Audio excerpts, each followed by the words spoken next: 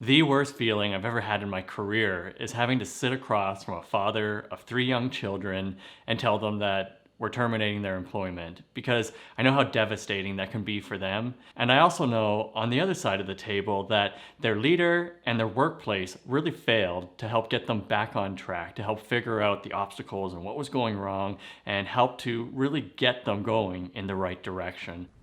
What do you suggest I tell them? And so in today's episode, I really wanted to dig into the root causes of why we stop going with our goals and what we can do to continually keep ourselves on track so that we don't give up. Don't give up on us, baby. Lord knows we've come this far.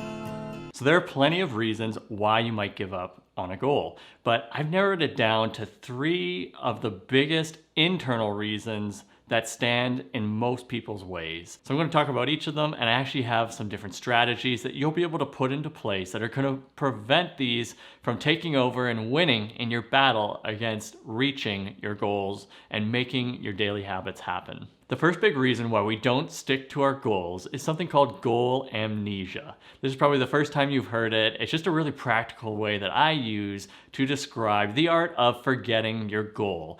Over time, you set it and you're really excited about it at the beginning of the year. We're probably used to setting that New Year's resolution that we're all excited about. It's a new year, we've turned the page over on the calendar, and we're ready to just go get it done. You know what? I'm gonna go out on a limb and say no divorces in 99! And so we get into the process of doing the goal, and over time, because we haven't written it down or haven't put it up right in front of our face, we tend to forget parts of the goal, and we slowly lose the power of that goal. And so what felt really powerful at the beginning of the year and something that we really wanted to do, we slowly develop this goal amnesia and start to forget it. Tom lost part of his brain in a hunting accident. His memory only lasts 10 seconds. Hi, I'm Tom. But don't worry, I've got 4 strategies that I use that are really helpful to prevent goal amnesia from taking over your brain and your whole body. The first strategy out of 4 to treat goal amnesia is to get them in front of your face. So you not only have to write your goals down, but you should actually put them up in several different areas. You should put them onto your phone, you should put them on your laptop, maybe as your screensaver, you should put them on a vision board maybe, or just put them up on a wall where you're gonna see them on a regular basis. Getting your goals in front of your face is gonna be way more impactful on your life than that $80 IKEA painting that you put up on the wall. And so find a place that you look at on a regular basis where you can't miss them. The second strategy to prevent goal amnesia is to do a 10-minute goal visualization.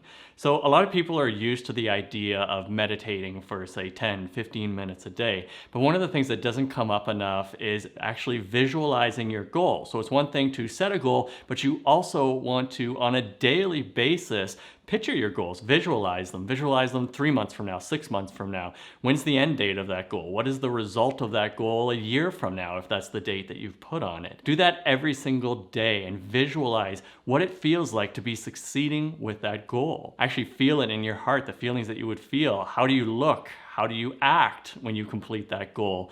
All these things are important when it comes to reminding yourself and preventing that goal amnesia, is by visualizing on a daily basis. The third strategy to prevent goal amnesia is to do weekly progress check-ins. Now, ideally, you do these with another person, but if you don't have another person that you feel comfortable checking in with about your goal, then check in with yourself. Set aside some time. Maybe it's a Sunday where you do a little bit of a reset in your life, and you can look up reset routine and what that is. And part of what I do every single week is I do a reset on Sunday to prep for the week, but I also review the week that was and how I did with my goal. Now, I've got my goals broken down into small bite-sized habits that I do each and every single day, down to the point of having morning routines, midday routines, and nighttime routines that relate to a lot of my goals. And I actually check those off on a checklist on a daily basis. And that's part of my weekly progress check-in, is I'm looking at how did I do with my habits throughout the week,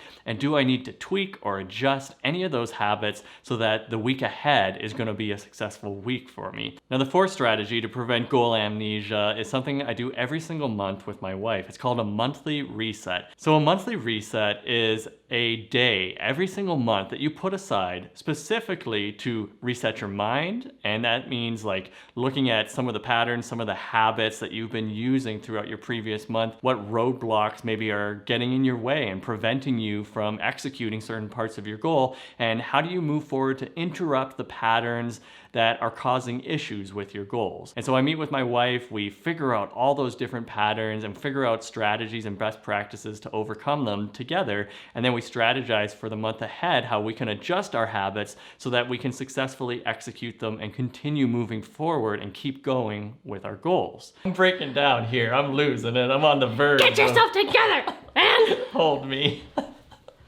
No, it's Wimpy. No, I think I'll be okay. I'll last. We also, in these monthly resets, we talk about our environment and what we need to clean up, what we still need to do around the house. And we do a few other things as well, which you'll be able to see in that full episode all about doing a monthly reset. It's actually a 7-step process that we use, which helps us to really plan out our month ahead and really get dialed into our goals and make sure that we're executing at 100% capability. We're now on to the second biggest reason why any of us give up with our goals, and that is to do with our self-belief. Now, we've all been there where we're doing a goal and we start to get to that point where we stop believing in ourselves. And we pretty much start with all this negative self-talk that says, you know what, you're not going to be able to do this goal. And we start to beat ourselves down, and then we start to give up and we just stop going with our goal. We are doomed. Now, there are two really important theories that help us to understand why this is happening when we dig a little bit deeper. And the first one is called comparison bias theory. And what that is all about is that usually when you start with a goal, you research what other people have done. And so maybe you go onto YouTube or Google and you type in, what to expect with whatever goal that you're setting. Maybe you're starting a new YouTube channel and you see all these YouTubers who say, I grew my channel in 6 months to over 50,000 subscribers and you can too. And they have this amazing speech about how it's possible because they did it. And so all of a sudden you've got this goal and this thought in your mind that, hey, I can do the exact same thing that that person is telling me to do. And so you start comparing yourself to other people. Now, this can work in two ways. It can be a positive thing because you need a benchmark, of course, to kind of set a goal and make it attainable. But then on the other hand, it can really work against you where you start to compare yourself as you're doing your goal. You're not maybe reaching it and you go, well, this person accomplished this in this time. Why am I not doing? What is going wrong? And you start to have a lot of stress and anxiety build up. And then your self-belief starts to deteriorate and you really don't feel very good about your goal because you're not on the same path that all these experts were on when they started doing it. So this can be really detrimental and prevent you from moving forward with your goal. My first strategy to overcome your self-beliefs is to do with that comparison bias that we just talked about. And the strategy is to adopt a style of habit and goal setting that follows what I like to call the arc of continual gains. The arc of continual gains. I know that's a mouthful. Hopefully it's memorable when you hear it. But what I mean by that is people set these goals and then they break them down into habits. But a lot of the time, what we fail to do is we fail to realize that when you first start a habit, yeah, you're gonna have a whole lot of energy and you're gonna be really excited and you're gonna go really hard at it in the beginning. But what we actually need to adopt is to start off a little bit slower, almost like the story of the hare and the tortoise, right? The tortoise, slow and steady, wins the race. Well, it's the same thing with your goals. When we take an example like a health goal of wanting to lose a certain amount of weight, we get into exercise all of a sudden, and a lot of people go from maybe working out 0 days a week to all of a sudden working out 6 days a week. And what ends up happening? Well, after about 2-3 weeks, your muscles are really feeling it. I mean, heck, even after a week, they feel strained, they feel stressed out. And the same theory goes for so many other goals that we set. Oh, it's a deep burn. Oh, it's so deep. That beginning energy that we get right off the beginning and that excitement where we push so hard actually ends up burning us out far quicker and causes problems with sticking to our goals.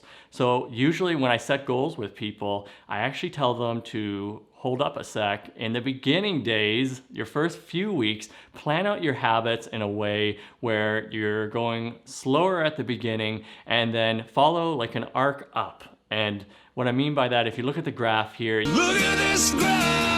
You can see that as time passes and goes on and you start to get really good with habits, then add more weight, add more to that habit, add more energy, and slowly arc up. And that's going to be the best way for you to stick to a goal rather than burning out right at the beginning and using up all that energy and finding yourself in a position where you don't even want to move forward with your goal anymore. The second theory that is really important when it comes to understanding how our self-beliefs impact us in a negative way is something called gap anxiety theory. So what this means is you set this really big goal, and as you go about doing it, you start to realize when you get to certain checkpoints or milestones that you're actually really far away from your goal. So people set these really big goals for, say, a year from now, and they get 3 months in and they go, wow, I am so far away from accomplishing this really big goal.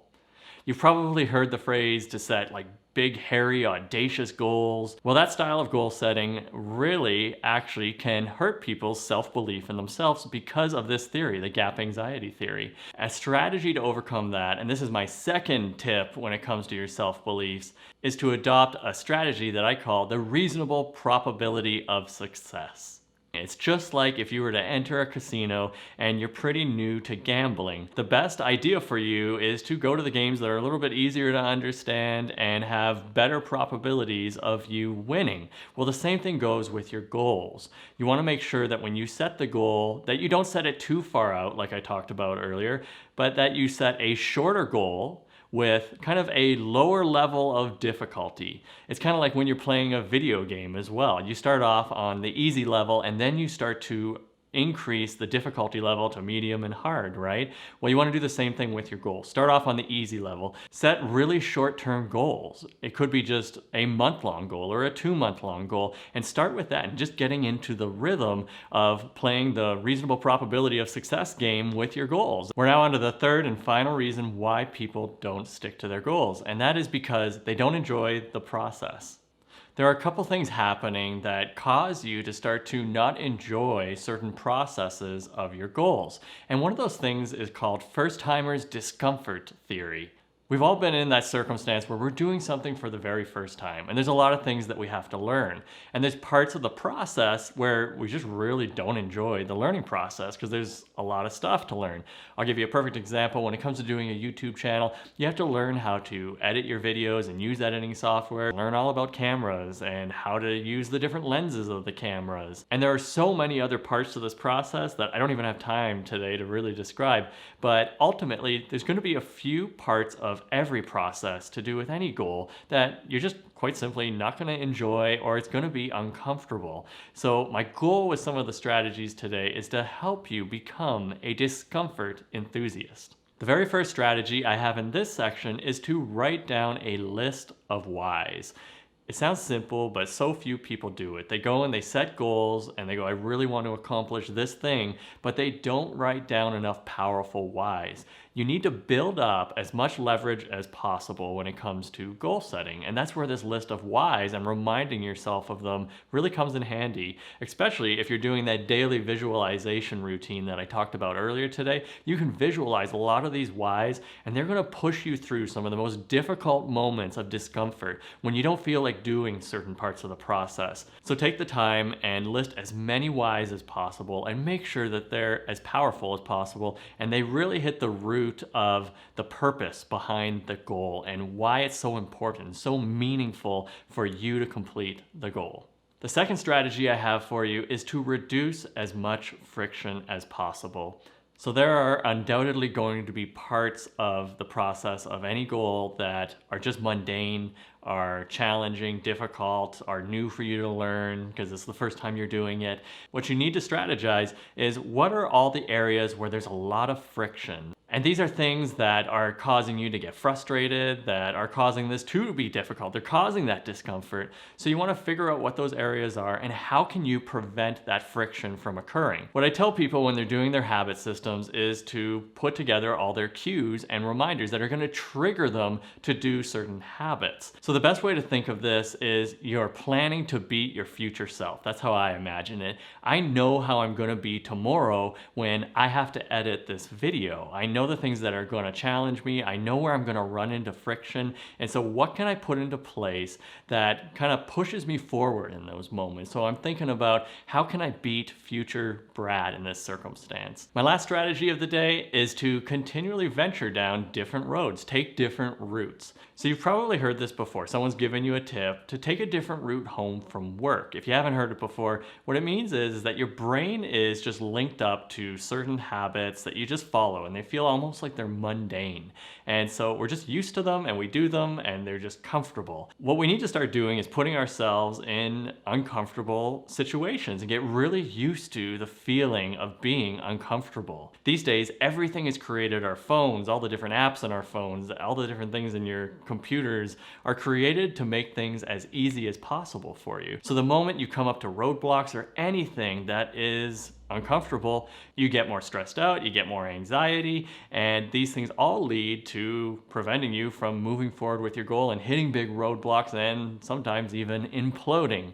So what I say is, just like the tip to take different routes home from work helps with the brain, helps to rewire certain patterns that are just like fixed in there, you start to build new roads and you start to build this feeling of being in uncomfortable situations. And then when you come across situations with your goals, different parts of the process that you might not enjoy, they become a little bit easier than the people who are so set in stone and not used to those uncomfortable situations. So find ways to be more uncomfortable in life, in all areas of life, and it's going to lead you towards being able to manage any wall, any roadblock, anything that stands in your way, and help you push through the most difficult parts of your goal, which we're all bound to face whenever we set goals. I hope you try out these 9 strategies that I provided today to help you stick to your goals and hold yourself accountable.